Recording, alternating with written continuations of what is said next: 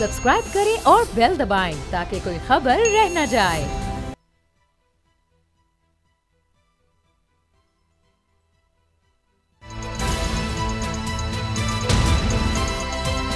अब पता चला। बिस्मिल्लाहिर्रहमानिर्रहीम, अस्सलाम वालेकुम। मैं हूं मोहम्मद उसामा गाजी और आप देख रहे हैं पता चला। खबर यह है कि आसिफ जरदारी अपनी पार्टी पर ही पड़ गए हैं भारी। उनके ताज़ा तरीन इंटरव्यू ने मुखालिफिन से ज़्यादा पीपल्स पार्टी वालों को हैरान बल्कि परेशान किया है। कहा जा रहा है कि जरदारी साहब ने बिलावल भुट्टो का बुजुर्ग और नौजवान सियासतदानों वाला बयानिया ठुस कर दिया। अपने इंटरव्यू में जरदारी साहब ने बिलावल भुट्टो को ज़ेरे तरबियत भी कह दिया। साबिक सदर ने कहा कि पार्टियां दो हैं, एक ट्रिपल पी और एक 4P। वो 4P के सदर हैं और टिकट वही जारी करेंगे। बिलावल भुट्टो को भी इंतखाबी टिकट वो देंगे। अभी लोग इस इंटरव्यू पर हैरानगी का इजहार कर रहे थे कि बिलावल भुट्टो की अचानक दुबई रवानगी ने इसमें मजीद इजाफा कर दिया और आखिर में आसिफ जरदारी की दुबई रवानगी की खबर भी आ गई, जिसने मजीद सवाल उठा दिए कि आखिर पीपल्स पार्टी के अंदर चल क्या रहा है। क्या बिलावल भुट्टो जरदारी नाराज होकर दुबई गए हैं? क्या आसिफ जरदारी और बिलावल भुट्टो में इख्तलाफात हकीकी? क्या दोनों गुड कॉप बैड कॉप खेल रहे हैं? इन्हीं सवालों के जवाब जानने की कोशिश करेंगे। मेरे साथ मेहमान मौजूद हैं जनाब दोस्त मोहम्मद खोसा साहब, साबिक वज़ीर आला पंजाब, पाकिस्तान पीपल्स पार्टी से इनका ताल्लुक है। खुरम रोकड़ी साहब, इस्तेकाम पाकिस्तान पार्टी के रहनुमा, और अली गौहर खान साहब, मुस्लिम लीग नून के रहनुमा मेरे साथ हैं। पहले आप सबको दिखाते हैं कि इमरान खान साहब के हवाले से तरीक़े इंसाफ के चेयरमैन के बारे में आसिफ जरदारी साहब ने क्या कहा कि वो 2028 तक उनका क्या प्लान था, और फाइनली वो बयान जिसने हलचल मचाई हुई है Bilawal Bhutto Zardari chairman Pakistan Peoples Party के बारे में। खोसा साहब, कहीं ऐसा ही तो नहीं हुआ जो जरदारी साहब ने कहा कि बाबा तुम सियासत करो, मैं नहीं करता, अगर मैं ज़्यादा कुछ कहूँगा? तो यही तो नहीं हो गया कि बिलावल साहब अचानक दुबई चले गए, वरना वो तो खैबर पख्तूनख्वा में जलसे कर रहे थे। जी नहीं, उनका स्केड्यूल ट्रिप है, कुछ दिनों से उनका स्केड्यूल था ये कि KPK जो उनके मुख्तलिफ प्रोग्राम हैं, उनके बाद उन्होंने 1-2 दिनों के लिए UAE जाना था। इसमें कोई ऐसी बात नहीं है, सनसनी पता नहीं क्यों फैली हुई है। अच्छा, लेकिन सर ये जो बयानात हैं कि हर घर की कहानी है, बाबा आपको कुछ नहीं पता, क्या आप भी अपने वालिद साहब से इस तरह कहते हैं? क्योंकि आपके वालिद साहब भी बड़े सीनियर सियासतदान।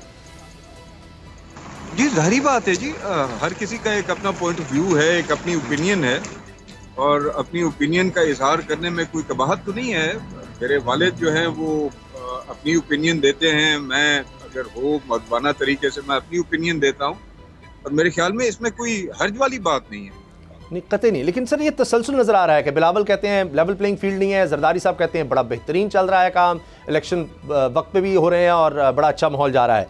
फिर वो कहते हैं बिलावल साहब पूरी तरह ट्रेंड ही नहीं है। बिलावल कह रहे हैं कि जी ये 70 साल बुजुर्ग जो सियासतदान है या घर बैठे हैं मदरसे में बैठे हैं, और वो उनको कह रहे हैं ट्रेंड नहीं है। ये एक बंदा जो ट्रेंड नहीं है वो पाकिस्तान का वजीर खारजा रहा है। नहीं, मेरे ख्याल में उनके जरदारी साहब की स्टेटमेंट को मिस इंटरप्रेट किया गया है कि ट्रेंड नहीं है। उनका मकसद ये था कि तजर्बे का नेमुल बदल और कुछ नहीं। आप एक तरफ आसिफ अली जरदारी साहब का तजर्बा देखें और दूसरी तरफ बिलावल भुट्टो जरदारी साहब का तजर्बा जो है तो ज़मीन आसमान का फ़र्क है। मेरे और मेरे वालिद के तजर्बे में ज़मीन आसमान का फ़र्क है, तो आप उसको मिला नहीं सकते। वक्त के साथ साथ बहुत से हालात, पाकिस्तान की ख़ास तौर पे सियासत और जिस तरह का हमारे मुल्क में अनफॉर्चुनेटली पाकिस्तानी माहौल है, उसमें आप इस चीज़ को डिनाई नहीं कर सकते कि जरदारी साहब ने ज़िंदगी के और सियासत के तमाम उतार चढ़ाव पिछले 30, 35, 40 सालों में देखे हैं। तो उसी हवाले से गालिबन उन्होंने ये कमेंट किया था कि एक्सपीरियंस का कोई नेमुल बदल नहीं है, और एक्सपीरियंस वक्त के साथ ही आता है, तजर्बे का तो कोई शॉर्टकट नहीं है। ठीक है। रोकड़ी साहब, आप क्या देख रहे हैं पाकिस्तान पीपल्स पार्टी में? आपको लगता है कि दराड़े से कोई फ़र्क पड़ेगा? एक वक्त में जनूबी पंजाब में बड़ा वोट बैंक होता था पीपल्स पार्टी का, अब इलेक्शन हो गए तो पता लगेगा। आप पंजाब में क्या सूरत हाल देख रहे हैं? इलेक्शन के लिहाज से पीपल्स पार्टी की मौजूदा जो आप डिबेट कर रहे थे उसके बारे में? सर दोनों हवालों से।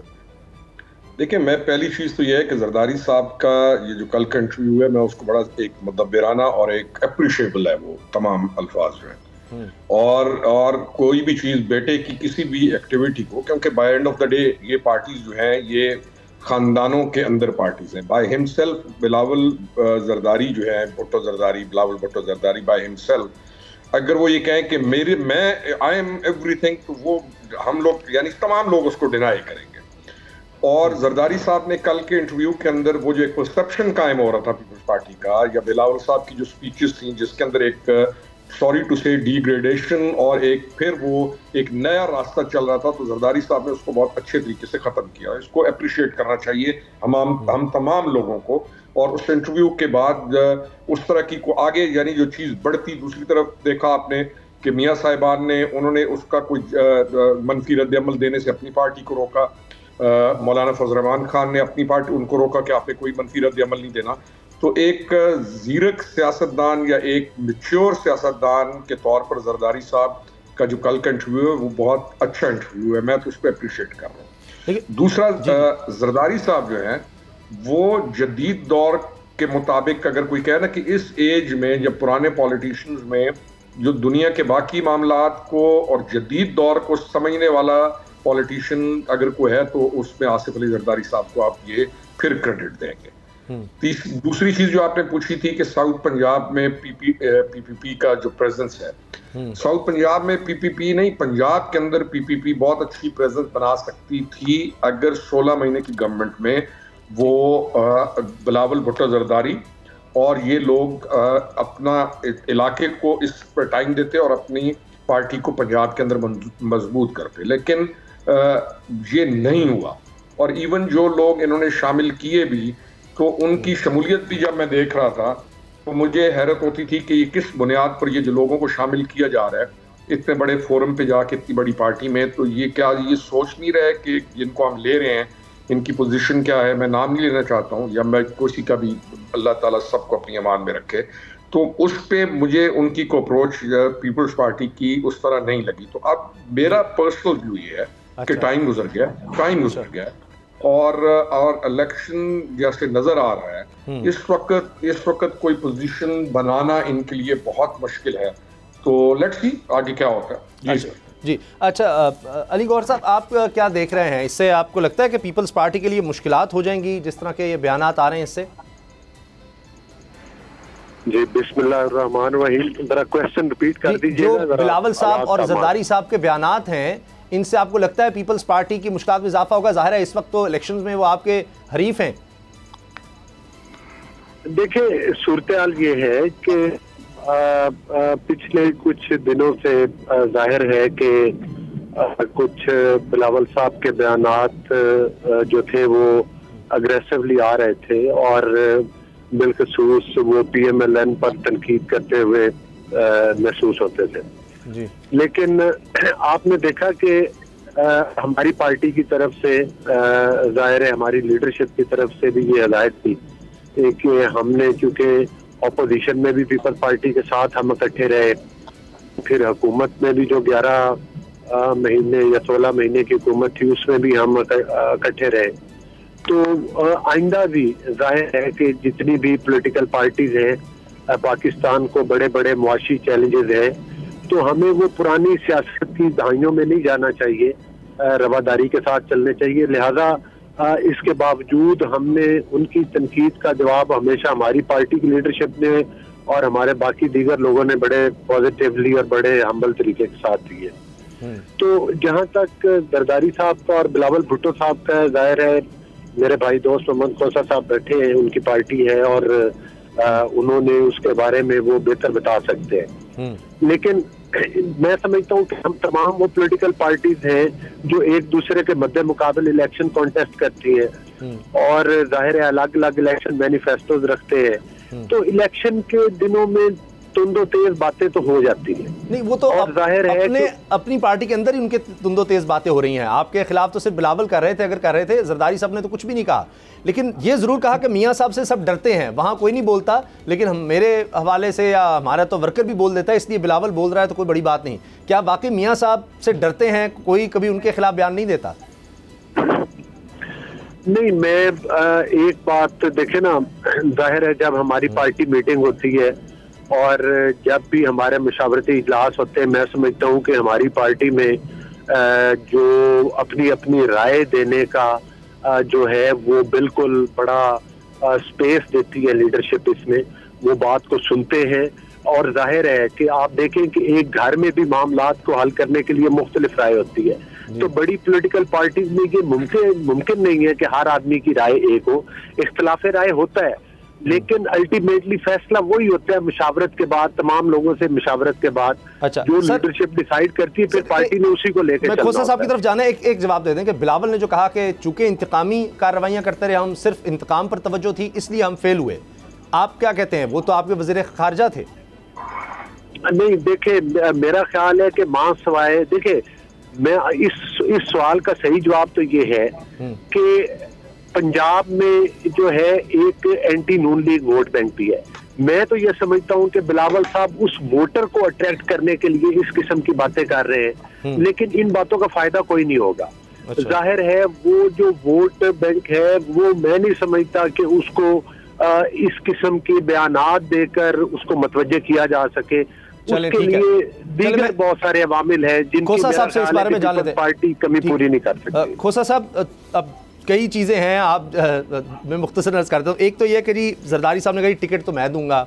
अब पीपल्स पार्टी की पोजीशन कमज़ोर है इस वक्त रोकड़ी साहब की नज़र में, इसका भी आप ज़रा इस पर रोशनी डालिएगा। और ये बात कि मियाँ साहब से सब डरते हैं, आपने भी माहौल देखा हुआ है, एक वक्त में आप पंजाब के वज़ीर आला रहे, आपने क्या देखा और क्या आप समझते हैं कि बिलावल साहब सही कह रहे हैं, इंतकामी सियासत हुई जिसकी वजह से PDM नाकाम हुई? जी, मियाँ साहब के बारे में तो मैं ज़्यादा नहीं कहूँगा, लोग उनसे डरते हैं या नहीं डरते। बहरहाल उनके एक कद काट की वजह से उनका एहतराम होना वो एक और चीज़ है। डर या खौफ मैं नहीं समझता कि किसी से कोई डरता है। अगर इंसान से कोई डरे तो फिर मेरे ख्याल में उसका ईमान कमज़ोर है। बाकी बात रही पीपल्स पार्टी के हवाले से, तो मैं एक चीज़ अर्ज करता चलूँ, रोकी साहब भी और अली गौहर खान भी दोनों मेरे भाई, अपनी ओपिनियन रखना उनका हक है, लेकिन ये तो अब इलेक्शन के नताइज बताएंगे ना जी कि कौन कमज़ोर है और कौन ताकतवर है, किसने कम परफॉर्म किया, किसने ज़्यादा परफॉर्म किया। इस हद तक मैं ज़रूर रोकी साहब की बात से इतफाक़ करूँगा कि ये 16 महीने की हुकूमत जब शुरू हुई थी उस वक्त जो महंगाई के खिलाफ बिलावल भुट्टो जरदारी साहब ने कराची से लेके और इस्लामाबाद तक एक मार्च किया था और उसमें जो एक टेम्पो डेवलप हुआ था पब्लिक में पीपल्स पार्टी के हक में जी, उसमें ज़रूर एक गैप आया उनके हुकूमत में आने की वजह से। ज़ाहिरी बात है फिर जिम्मेदारियां आ गई और आपने देखा कि जितना अरसा वो वज़ीर ख़ारजा रहे उन्होंने अपनी हतुल विसा कोशिश की कि पाकिस्तान को सिफारती सतह के ऊपर, आलमी सतह के ऊपर जो है जिस तरह से पिछले दौर में एनाइलेट कर दिया गया था और तन्हाई का शिकार होता जा रहा था पाकिस्तान, उसको वापस उस वर्ल्ड मैप पे लाने के लिए उनकी जो कोशिशें थी वो किसी से ढकी छुपी नहीं है जी। उसकी वजह से ज़रूर एक वो मैं समझूंगा कि एक खला पैदा हुआ। अच्छा। लेकिन अब अल्हम्दुलिल्लाह आप देख रहे हैं दिन ब दिन आप KPK में उनके रोज़ के जो प्रोग्राम्स रहे हैं कल तक जी जी, उसमें आप अफराद की शमूलियत देखें, अवाम की शमूलियत देखें और अपन करीब उनका जनूबी पंजाब के भी दौरे जो हैं वो शुरू हो रहे हैं, उसमें भी आप देखेंगे कि इंशाल्लाह पब्लिक का रुझान जो है वो दिन ब दिन इंशाल्लाह ताला इस माहौल में पीपल्स पार्टी की तरफ बढ़ेगा जी। इंतकामी सियासत के बारे में आप क्या कहेंगे? जो बिलावल साहब ने कहा जी हम इंतकाम लेते रहे, PDM का सारी तवज्जो 16 महीने में इंतकाम पर रही, इस वजह से परफॉर्मेंस नहीं हो सकी। जी मेरे ख्याल में उनका शायद इशारा मेरी तरफ भी होगा क्योंकि इनके इंतकाम का निशाना तो मैं भी रहा हूँ, इसमें तो कोई दो राय नहीं है। लेकिन मियाँ नवाज शरीफ का तर्ज सियासत कुछ और हुआ करता था, मियाँ शहबाज शरीफ का तर्ज सियासत बिल्कुल और है। उनकी ख्वाहिश ये होती है कि ऊपर से हाथ भी फेरो और नीचे से जड़ें भी काटो। अच्छा। और वो उसी तरह से करते रहे कि हुकूमत में उनके साथ जो है वो मुख्तलिफ सियासी जमातें भी बैठी हुई हैं और उन्हीं सियासी जमातों के अरकान के खिलाफ जो है वो कार्रवाइयाँ भी की जाती रहीं, उनके सूबों में भी, इजला में भी। तो ये उनका तर्ज सियासत रहा है, अनफॉर्चुनेटली नहीं होना चाहिए लेकिन रहा है और है। रोकड़ी साहब आपने क्या देखा?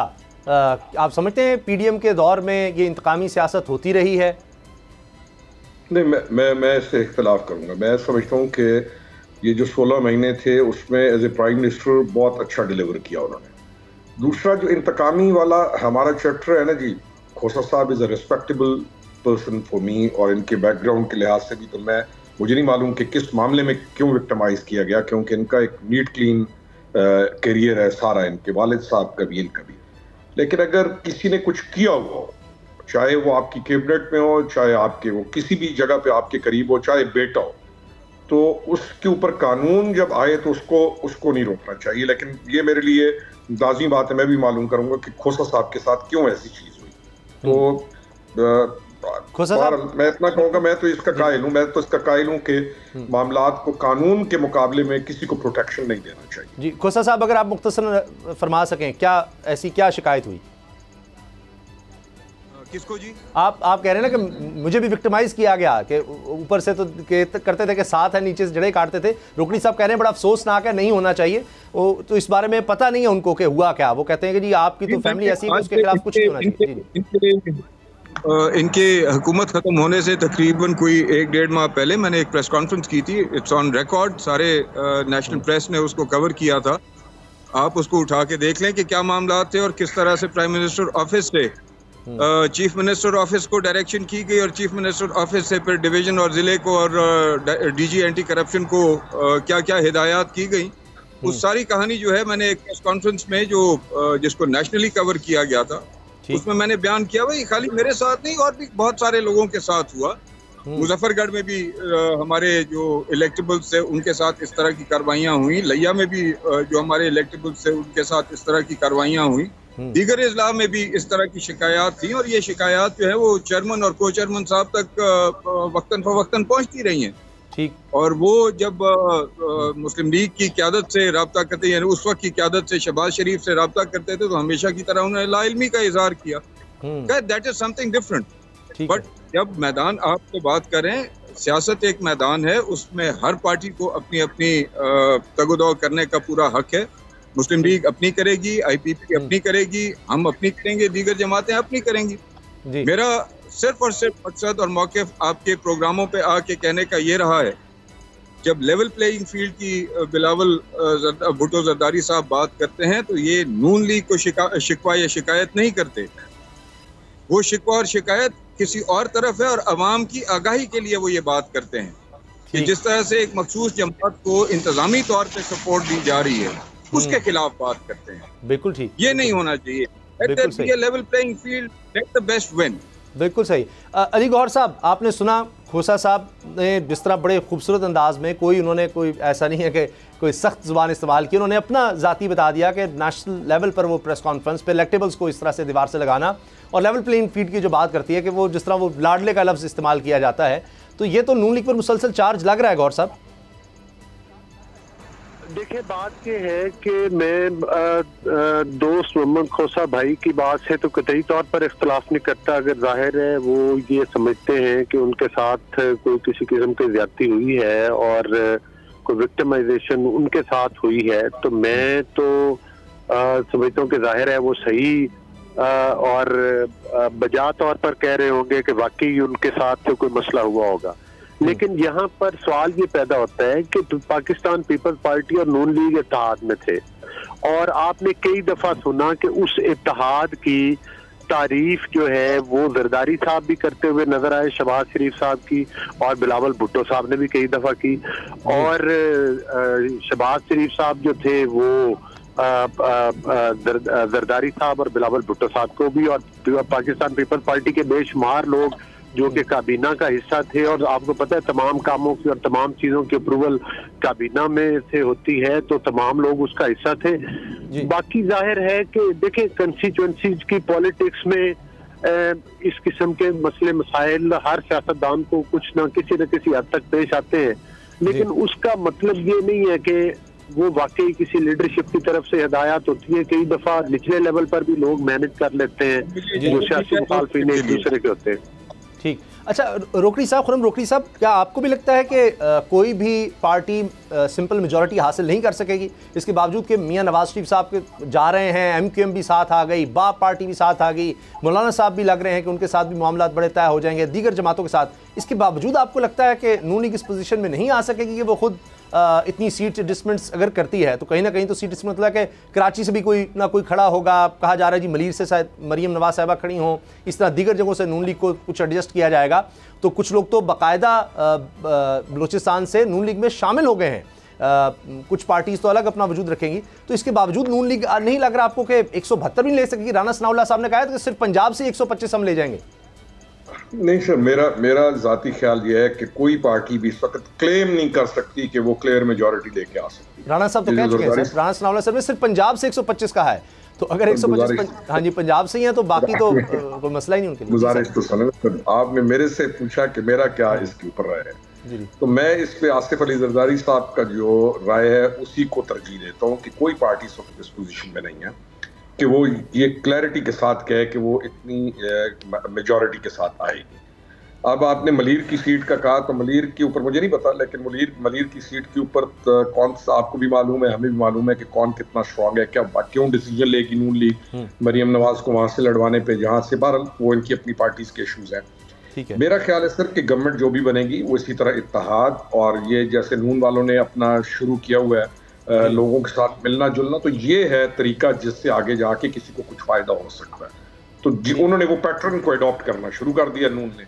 इस पे आप यानी वो पैटर्न जो होना चाहिए इस वक्त, नोइंग के पोजीशन क्या है तमाम पार्टीज की, तो मेरे ख्याल में जो आपने कहा ना कि वो मिल रहे हैं, तो वो उस पैटर्न को इसलिए अडॉप्ट कर रहे हैं कि दे नो इट के पोजीशन है क्या तमाम की। ठीक है, कोई भी पार्टी सिंपल मेजॉरिटी हासिल कर आ रही। खुर्रम रोकड़ी साहब बहुत बहुत शुक्रिया आपका, दोस्त मोहम्मद खोसा साहब, अली गौर खान साहब आपका भी बहुत शुक्रिया। ब्रेक लेते हैं, न्यूज़ अपडेट्स हैं और उसके बाद बात करेंगे कुछ कानूनी मामलात पर।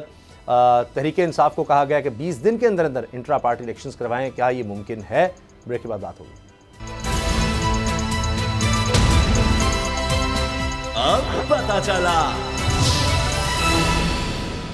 निगरान वज़ीर दाखिला जनाब सरफराज बुख्ती साहब कुछ अर्सा पहले उन्होंने ये भी कहा कि अगर मैं निगरान वज़ीर दाखिला ना होता तो मैं भी नून लीग में ही होता।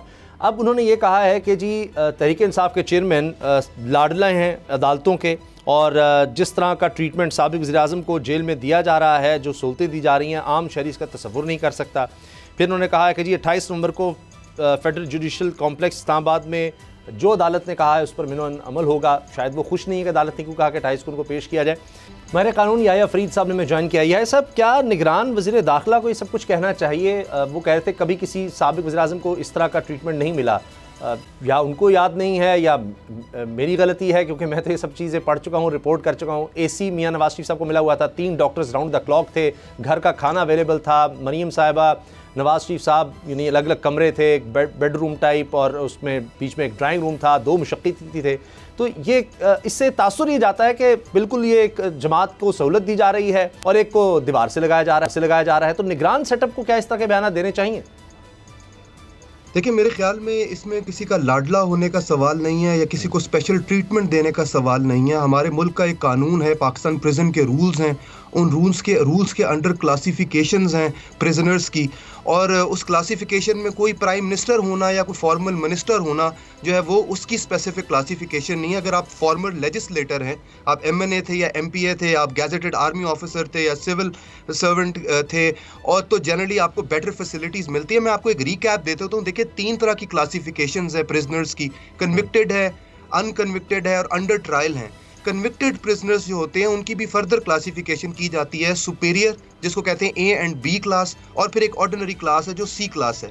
और A and B क्लास जिसको सुपीरियर क्लास कहा जाता है, उसकी जो क्लासिफिकेशन है वो इस बेस पे की जाती है कि आपकी सोशल स्टैंडिंग बेहतर थी, आप एक एजुकेटेड आदमी हो, आपकी लाइफ जो है या जिस तरह की आपने लाइफ गुजारी है उसमें आपको बेहतर फैसिलिटीज़ मिलनी चाहिए। और ये भी कोई बहुत ऐसी फैसिलिटीज़ नहीं होती जिसको आप कहेंगे कि किसी कैदी को जैसे एक लग्जरियस लाइफ या VVIP ट्रीट किया जाता है। इसके अंदर एक टेलीविजन है, 21 इंच का बेसिक सा फर्नीचर है जिसमें टेबल आ गई, 2 कुर्सियां आ गई, फिजिकल एक्सरसाइज के लिए जो है उनको कोई गेम्स हो गई या वॉक की प्रोविजन दी जाती है, बेडिंग है, क्लोथ्स हैं, बेहतर मील हैं। तो इसमें किसी का लाडला होना या प्राइम मिनिस्टर होना या कोई स्पेशल ट्रीटमेंट देने का सवाल नहीं है। जो आपका कानून है वो उसके अंडर उनको मिलनी चाहिए, वो इमरान खान हो, वो नवाज शरीफ हो या वो मैं और आप हूँ।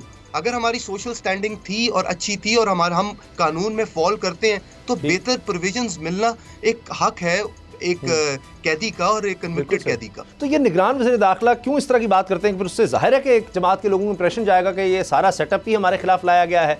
पीपल्स पार्टी भी एतराज़ करती है। अब इसमें आप देखिए, जस्टिस अतर मिल्ला साहब का जो इजाफी नोट आया है उसमें तो ये बाकायदा कहा गया कि जी निगरान सेटअप है, ये है ही गैर आइनी गैर कानूनी, एक दिन भी ये ऊपर जाना इनका अब वो बर्दाश्त नहीं है। उसके बावजूद वो लोग बात इस तरह कर रहे होते हैं कि जनाब हम तो ऑल इन ऑल हैं और आपने स्टेटमेंट्स उनकी देखनी है और वो उनकी मेहरबानी हो कहने जी 28 नवंबर को हम अदालत के हुक्म पर मिनोन अमल करेंगे, या शायद वो अदालत से खुश नहीं है कि क्यों कहा गया कि जी तहरीक इंसाफ के चेयरमैन को अदालत पेश किया जाए। ये इनके लिए शायद एक मुश्किल हो गई है क्योंकि वो समझते हैं कि अमन व अमान की सूरत हाल है या हम सिक्योरिटी प्रोवाइड नहीं कर सकते। ये तो गवर्नमेंट लिख कर देती रही है मुसलसल। देखिए ये जो प्रिजनर्स की क्लासिफिकेशंस हैं और ख़ास तौर पे हमारे पॉलिटिकल प्रिजनर्स क्योंकि जेलों में जाते रहे हैं तो इसके ऊपर भी पॉलिटिक्स चलती रही है। अगर आप याद करें तो पीटीआई का भी जो रवैया था टुवर्ड्स प्रिजनर्स, नवाज शरीफ हो, मरियम नवाज हो, जुनेद कैप्टन सफदर हो, तो जिस तरह का उनका भी रवैया रहा और जिस तरह की बातें करते रहे और फरोग नसीम ने तो बिल्कुल यहाँ तक कहा था मैं वापस आऊंगा तो एसी उतरवा नवाज शरीफ साहब का, तो अब वो तंज किया जाता है। देखें जी उनका एसी उतरवाना था, खुद जेल में चले गए हैं। यह सब साथ रहेगा। हसन रज़ा पाशा साहब चेयरमैन पाकिस्तान बार काउंसिल में ज्वाइन किया। हसन रज़ा पाशा साहब वज़ीर दाखिला हैं, निगरान वज़ीर दाखिला सरफराज बुगटी साहब, उन्होंने कहा है कि जी अदालतों के लाडले हैं साबिक़ वज़ीर आज़म तहरीक इंसाफ के चेयरमैन, और उन्होंने ये भी कहा कि जी 28 नवंबर को हम अदालत में पेश करेंगे इनको। लेकिन ये जो लाडले का वो लफ्ज़ कह रहे हैं, क्या एक निगरान वज़ीर दाखिला कहना चाहिए? पहले वो कह चुके हैं अगर मैं निगरान ना होता वज़ीर दाखिला तो मैं नून लीग में होता। इससे एक सेंस ये आती है कि एक सेटअप जो है किसी खास को सहूलत दे रहा है, किसी के खिलाफ जा रहा है। इसमें आप अतहर मिनल्ला साहब के इजाफी नोट को भी शामिल कर लें जिन्होंने लिखा है कि जी ये तो गैर आइनी हो चुके हैं जो निगरान सेटअप है, एक दिन भी ऊपर जाना। मेरा ज़ाती ख्याल है कि इनको पार्टी नहीं बनना चाहिए, इनको अपना जो है गैर जानबदार जो एटीट्यूड है वो रखना चाहिए, और जिस चीज़ के लिए इनको लाया गया है वो है सिर्फ और सिर्फ इलेक्शन कराना, और वो भी फ्री एंड फेयर। लेकिन चूंकि ये इलेक्शंस जो है वो सर पे आ गए हैं और इनको पार्टी नहीं बनना चाहिए। बिल्कुल आपने दुरुस्त फरमाया कि, और मेरी राय भी यही है कि जो इंटीरियर मिनिस्टर साहब हैं उनको किसी एक को टारगेट नहीं करना चाहिए, बल्कि उनको इम्पार्शियल होके अपना काम करना चाहिए और इलेक्शन कंडक्ट करवाने चाहिए। जी अच्छा, अब जो मुकदमा दर्ज हो रहे हैं, मैं सिर्फ चलें और तो बहुत से लोग ये हैं कि जी एक जमात को ज्वाइन करते हैं, पता लगता है उनके घर छापे पड़ गए हैं, वो गिरफ्तार हो रहे हैं, उनके कारोबार को नुकसान पहुंचाया जा रहा है। मैं एक मिसाल फवाद चौधरी साहब की रख देता हूँ।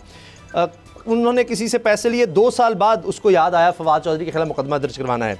उनके खिलाफ जनाब चारपाई की चोरी का मुकदमा होता है, वो भी 1 साल के बाद। ये इस सेटअप के दौरान, ये जो निगरान सेटअप है, हसन रज़ा पाशा साहब, ये किस तरह के मुकदमे बन रहे हैं? हम एक सुनते थे कि भैंस चोरी का मुकदमा बनता है इस तरह के, लेकिन वो कम से कम ये होता था कि उसके लिए निगरान सेटअप लाया गया था कि जी ये विक्टिमाइजेशन ना हो, लेकिन ये तो मुकदमा उसी तरह के बन रहे हैं। बिल्कुल, मैं ये समझता हूँ कि आल दो के उनके तर्ज सियासत से मुझे इख्तलाफ है फवाद चौधरी साहब की जो है, लेकिन जिस अंदाज में उनके खिलाफ मुकदमा बनाया गया और ख़ास तौर पे मुकदमा बनाने के बाद उनको अरेस्ट करके जब कोर्ट में पेश किया गया और उनके चेहरे को कपड़े के उस थैले के साथ ढांपा गया, वो गैर इंसानी तरीका है और इस फेल को हम कंडेम करते हैं।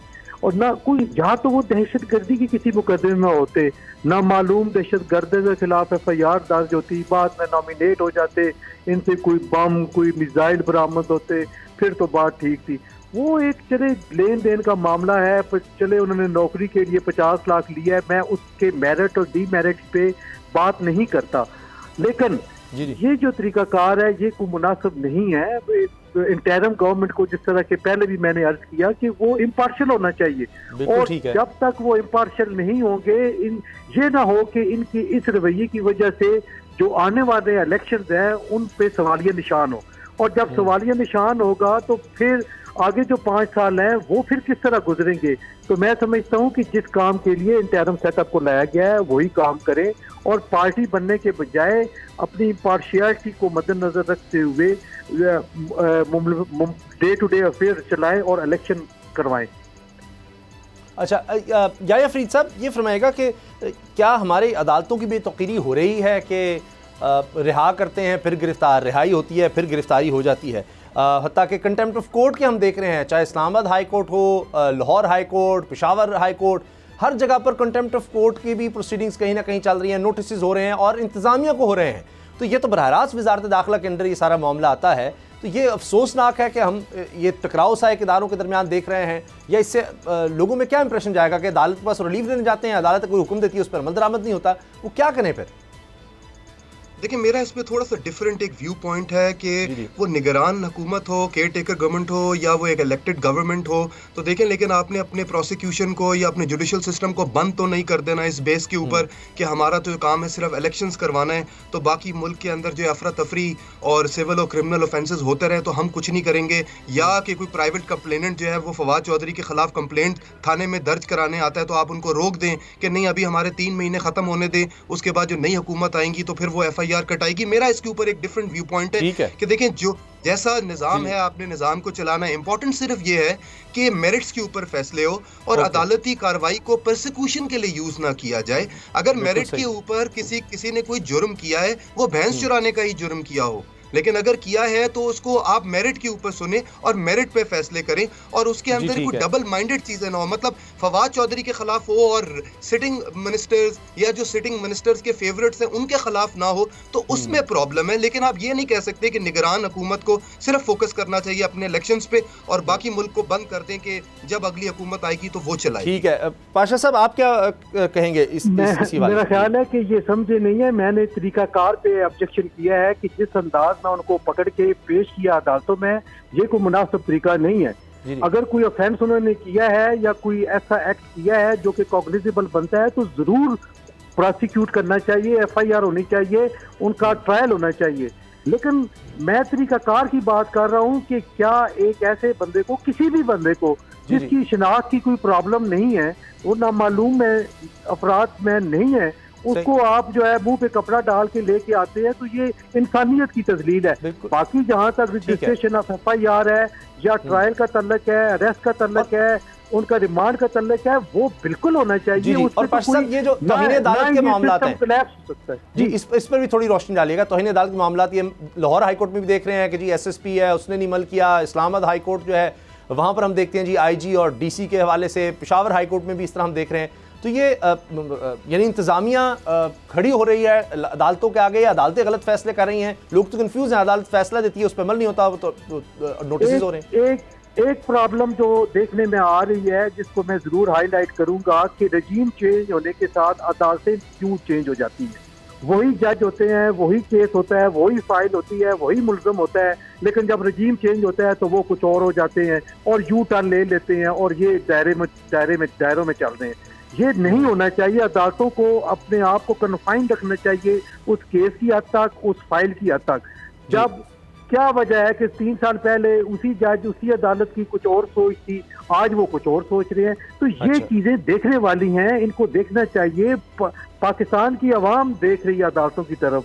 अदालतों को कम पार्टीजन नहीं बनना चाहिए, पार्टी नहीं बनना चाहिए, उनको गैर जानबदार जरूर रहना चाहिए।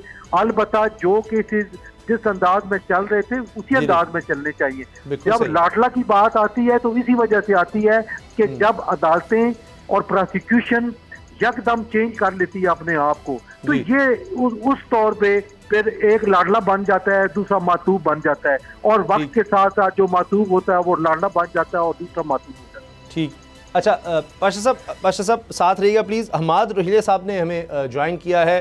हमाद साहब ये फरमाएगा, जो साइफर का हम मामला देख रहे हैं, इस पर भी बड़ी बहस हो रही है कि अब ये कहाँ से शुरू होगा दोबारा साइफर केस? बिल्कुल ज़ीरो से स्टार्ट होगा या 29 अगस्त से पहले की? वो क्या पोजीशन है? नहीं, तहरीक इंसाफ के चेयरमैन पर फर्द जुर्म आयद हुई थी, वो भी ख़त्म, जो गवाहियाँ हुई वो भी ख़त्म, सारा कुछ ज़ीरो से होगा? जी हमाद साहब, जी हमाद साहब आवाज़ आ रही है सर? हमाद रोहिले साहब आवाज़ आ रही है? नहीं, मेरा ख्याल है हमाद साहब को आवाज़ नहीं जा रही। या फरीद साहब, इसी पर आप अपनी राय दीजिएगा प्लीज़।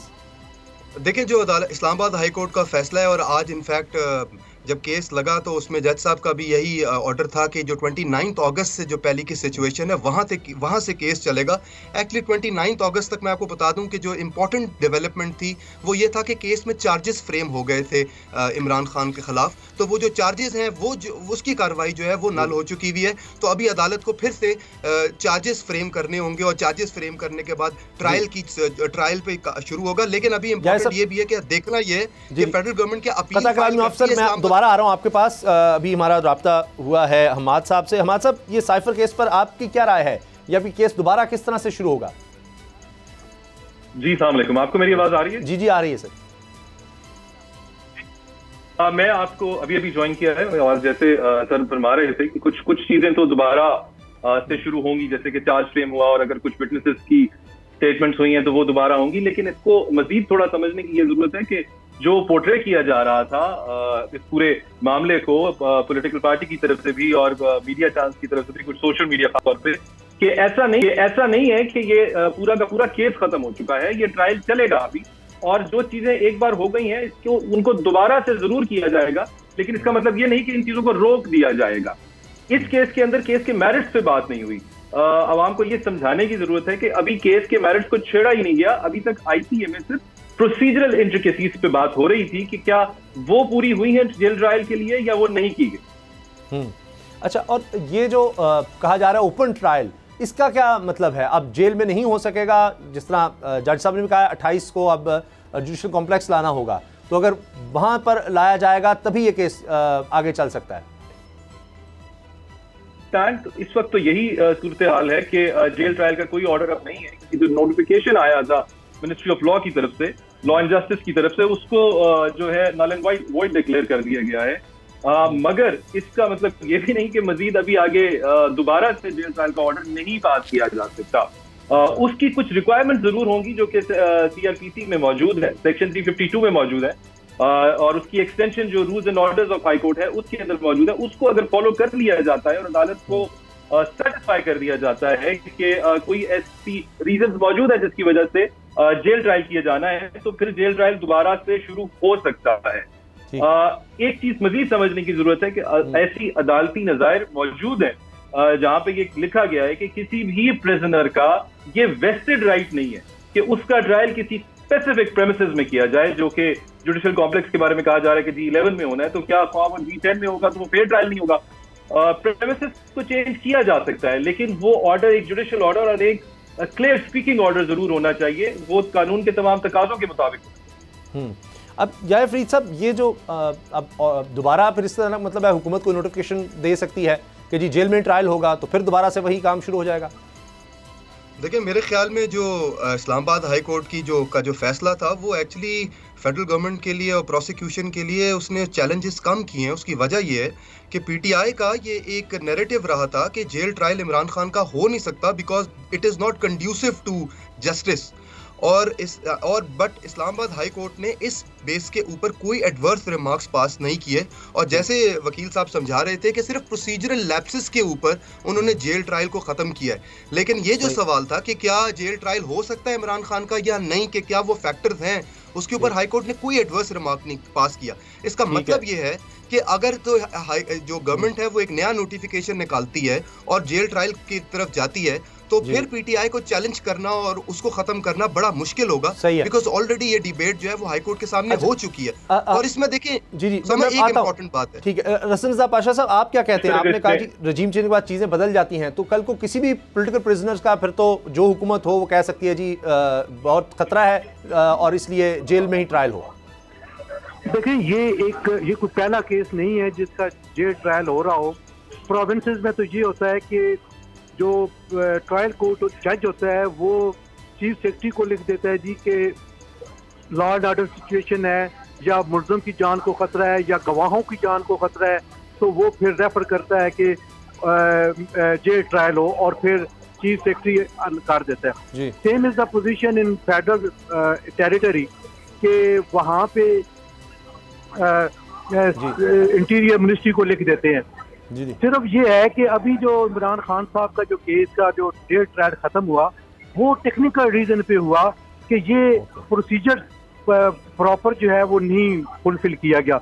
अब गवर्नमेंट के पास दो इख्तियार है, या तो वो दोबारा वो प्रोसीजर अडॉप्ट करे और वो थ्रू प्रॉपर चैनल करके आए और जो लैप्स रह गए थे उसको ओवरकम कर दे। दूसरा ये है कि इसके खिलाफ अपील में चले जाए। तो मेरा ख्याल है कि इन दोनों में से किसी चीज को वो लेके वो बाहर जो हालात लग रहे हैं वो शायद बाहर ना लाएं उनको खान साहब को ट्रायल के लिए। सही, अभी 4 दिन बाकी हैं, फिर कुछ ना कुछ हो जाएगा। जी हमाद साहब, क्लोजिंग रिमार्क्स, आप कुछ कहना चाह रहे थे? थोड़ा सा ऐड ये करना चाह रहा था कि ये पहले भी गलती गवर्नमेंट यही कर चुकी है कि इंस्टेड ऑफ के प्रिजाइडिंग ऑफिसर के अलावा उसने खुद नोटिफिकेशन एक जारी कर दिया है। सेक्शन 352 बड़ा क्लियर है और कोर्ट में भी जो बहस हुई है उसमें भी सामने यही बात आई है कि ये सवाब भी जज साहब के पास है कि अगर वो मुनासिब समझे तो इस चीज को कर सकते हैं, जिसमें उनको जेल के डिपार्टमेंट से भी परमिशन लेनी पड़ेगी और कंसर्न गवर्नमेंट से भी।